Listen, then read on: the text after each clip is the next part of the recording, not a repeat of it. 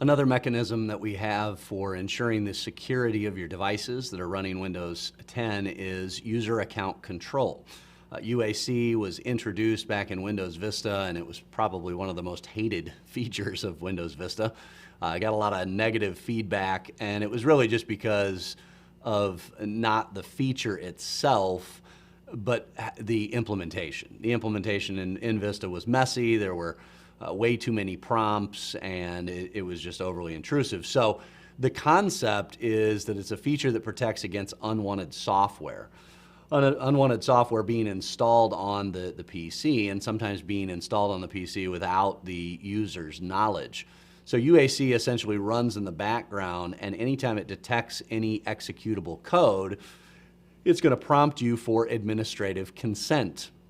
And so it pops up and says, are you sure you want to do this? And we've seen the UAC pop up several times so far in this course. And as an admin, I'm running in a non-privileged mode, and anytime I do certain things that require administrative elevation, then I'll be prompted for my consent. And that's when we're running installation programs, but it's also when you're accessing certain utilities and when you are managing Windows settings.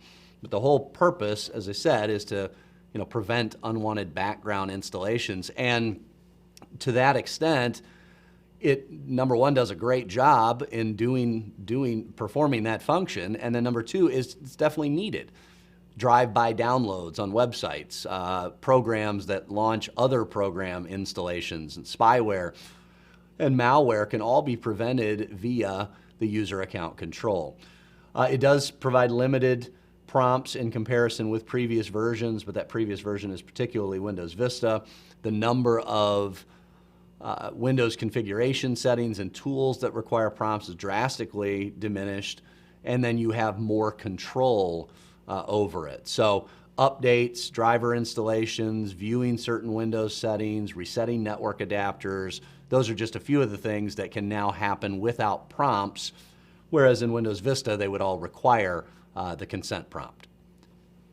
There are two prompts for user account control. One is the consent prompt and the other is the credentials prompt.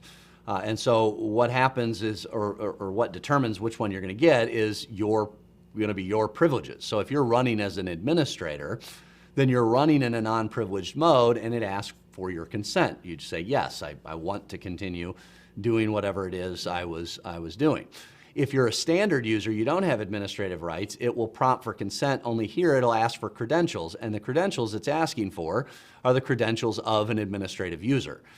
So the benefit there is that a standard user is not just automatically denied, they can provide administrative credentials, or someone else can provide administrative credentials, and then they can perform that operation.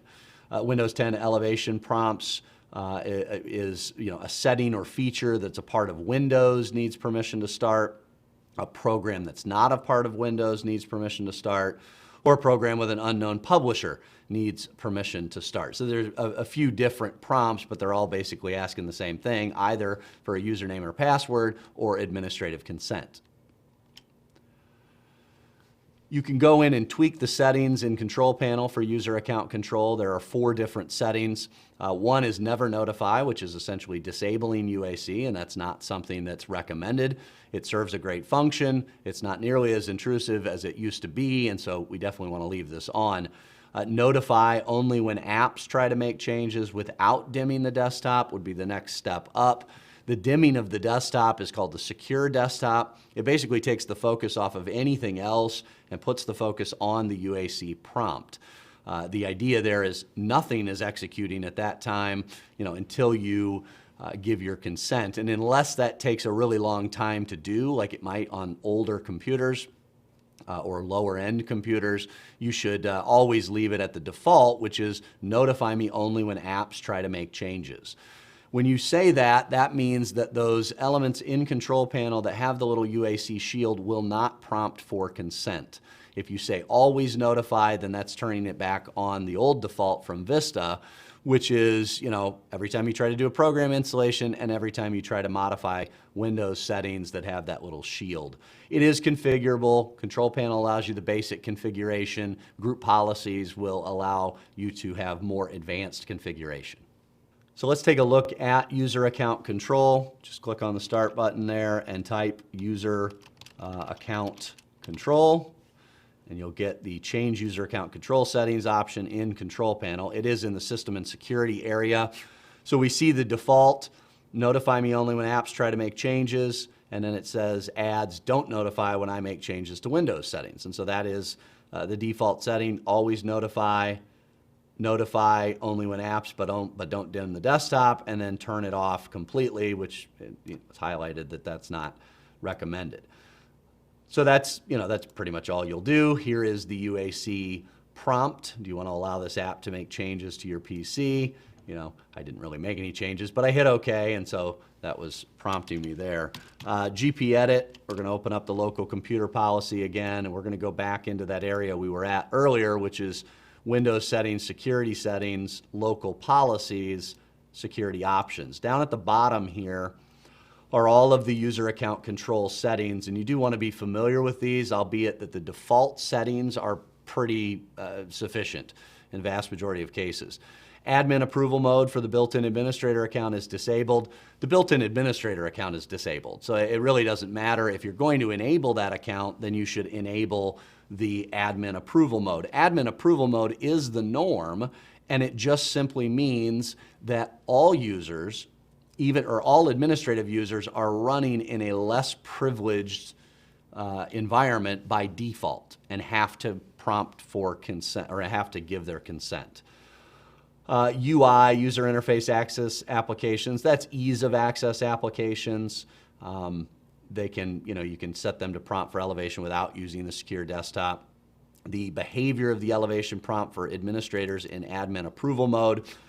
It's prompt for consent for non-Windows binaries, meaning anything outside of the Windows operating system and configuration changes. Now you could say you want to prompt for credentials on a secure desktop. That would be a little bit annoying because an administrator then has to type in their username and password every time they try to do something.